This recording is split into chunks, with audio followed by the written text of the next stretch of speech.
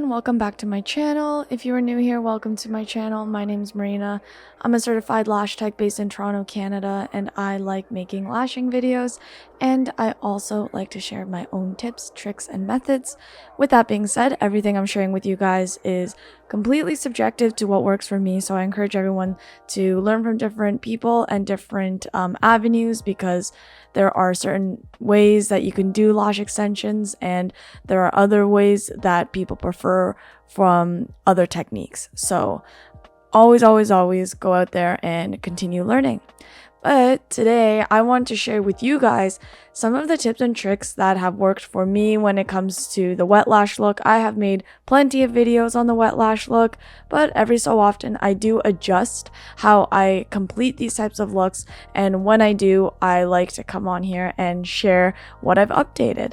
And today I wanted to focus on the density of the lash set, the wetness of the lash set, and how to achieve the ultimate retention, and then finally how you can incorporate this set with another one, meaning kind of creating a hybrid set. Not saying hybrid in the terms of classic lashes mixed with fans, but a hybrid set in terms of using spikes and fans for a volume wet lash look to achieve a certain look that some people might be going for. So the first thing I wanted to touch upon is density, and what I mean by density is how dark and full the look looks at the very end of it. A lot of the time with the wet lash look, I do find that a lot of my clients use it because, or sorry, not use it, but ask for this set because they like something that looks a lot more natural. They want something that is an everyday look, very mascara-like, because the other term for this look is the mascara look. But because of this, there are certain techniques and things that I have learned to do and adjust, because there are some girls that like this look, but they always tell me that they still want it to be thick and very dense, whereas other people want it to be more wispy and a lot more separated in terms of the lashes that are on the lash set. So it's a little bit more separated in between each set rather than being a dark lash line.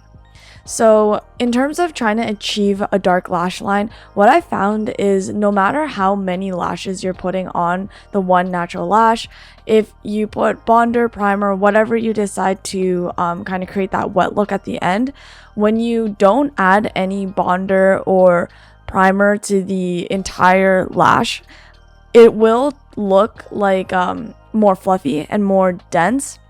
But because they are spikes, it's still gonna achieve that wet lash look.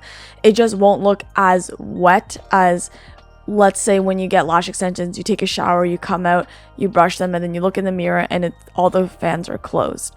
That's usually the look that you're trying to go for when you are giving this set. But some girls want a little bit more density, and in order to do that, you don't want to add primer or bonder onto the set at the very end, only at the base of the lash. So in terms of bonder, not primer.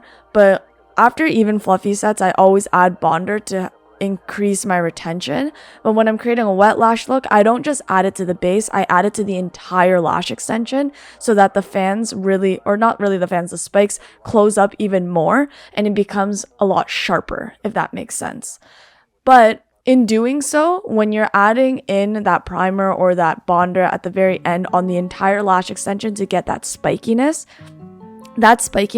will definitely add a lot less density and a lot less volume. So you're gonna get a more natural set.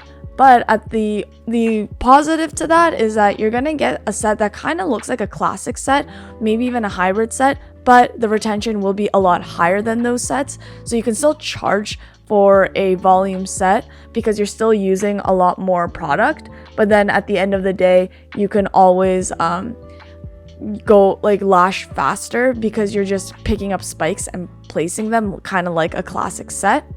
But I found that the girls that still want the density, I don't add any primer or bonder on the entire lash extension at the end of it, and I just kind of use fluffy spikes, if that makes sense. Without the product on that entire extension, you can have this set that looks a little darker because that added fluff is gonna add some density and darkness into the set, because obviously if a set is a little bit more fluffier, you are gonna get more density and a darker lash line. Something else that you can do is also kind of experiment with diameters, so in terms of 0.05 or 0.03. But usually when it comes to a volume lash extension set with the wet lash look, I will always use 0.05 because I don't really want to add too much density or too many fluffy lashes on there when I'm charging only the volume, not a mega volume. Something you could also do is incorporate some fans in there, like wide fans, but only a few, just to kind of get that dark lash line. You can do it for every other eye, so you can do a spike on one eye and then add a fan to the second lash that you're lashing. But what I would do is actually kind of I guess what I would do would be to go shorter so that you get a darker lash line, but the fluff isn't blending in with the spike, because you still want that spikiness, because that's what your client is coming for, is that wet look. So the second thing that I wanted to touch upon is retention. With these sets, it's really easy for it to pop off because you're kind of applying them like classic sets, and sometimes if you don't have lash extensions that have an open base, it can really mess up the retention. Obviously, if you have like really high quality lashes or just good quality lashes in general, the base shouldn't be stuck together anyway. Those stickies are usually from cheaper lash trays, but I mean, sometimes it's inevitable and it happens. In order to get the highest retention with these spikes, I would always just kind of rub the base of the lash extension after the pickup on the sticky part of your lash strip. This way it'll open up that base. Sometimes I use my finger, and then you can achieve that wraparound method. So it'll be really, I guess, like it'll wrap around the natural lash and then giving you the ultimate retention that you are looking for. And I always use that method, especially because I really think that the high retention with these sets are important, because you can lash really fast like a classic set or a hybrid set, get it done in that same amount of time, but the retention is so much higher. So in doing so, if this set becomes really popular for your clients, you can get in about 4 clients a day, maybe even 5, by working fast, but also charging more, because they won't have to come back until like 3 weeks, which is a reason I love doing this set. Something else you can do is what I mentioned before, is incorporating different styles with these kind of spikes with the wet set. So you can add like some texture to it. That's by adding, maybe like a cluster of lashes, a cluster of lash spikes together, and then adding some fans to break apart those spikes, and you can get kind of like a textured spiky look. It kind of would emulate a strip lash look, but you're not really focusing on lashing in layers. You can just kind of sporadically lash, and it still gives a very wet look, but some girls want more fluff, more volume, more density, and that's where those fans come in. It's very similar to what I mentioned before when you are trying to add more density, but you don't have to go down in size at all. You can just honestly lash however you want, and you will get this like textured set.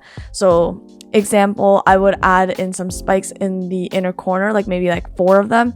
Then I'll add like 3 fans, and then maybe like, I don't know, go up 2 millimeters and add in some more spikes, go down, and it's more of just like a really textured random set. Those are good for girls who really like the wispy look, who like something a little bit more on the messy side. In terms of this look though, it is very organized. I'm going by size consecutively from the inner corner to the outer corner. It is a fill, so I decided that this time I wasn't going to add any bonders, so you'll see at the very end, you can see how the set turned out. Something else that you can do as well, if you don't like the the lashes to be stuck together after you apply bonder to it, if they're looking for something a little bit more natural like the mascara look, you can use your spoolie and after applying bonder primer, then brush through the lashes so that they separate, and then you can get like a very nice separated look so that they're not clustered together and they don't look lumpy. It's a little bit more organized. So that's basically it. Those are some of the tips that I have adapted to. Obviously, all of these are kind of talked about in the consultation. So I ask, what kind of density would you like? Do you want something a little bit more natural? Would you like something a little bit darker or in between? And if it is in between, what I usually do is take a little bit of bonder and I just kind of swipe through randomly throughout the eye, but not every single spike, so that some spikes are open and some spikes are closed, but you still get density. So it's like a good middle ground for it. But that's something that you can always talk to your client about. And again, you guys, it's all about trial and error as well. Always make sure that you don't have any stickies, and making sure that your humidity and temperature is on par will allow you to lash faster too. So hopefully these tips were helpful in any way. I post every Sunday around 6:15. This channel is growing and I appreciate every single one of you guys for commenting, liking, and watching my videos. I'll see you guys next week. Please give this video a thumbs up if you think it was helpful, or leave a comment for any questions and if you want me to make any certain videos. Alright guys, I'll see you guys next week. Bye!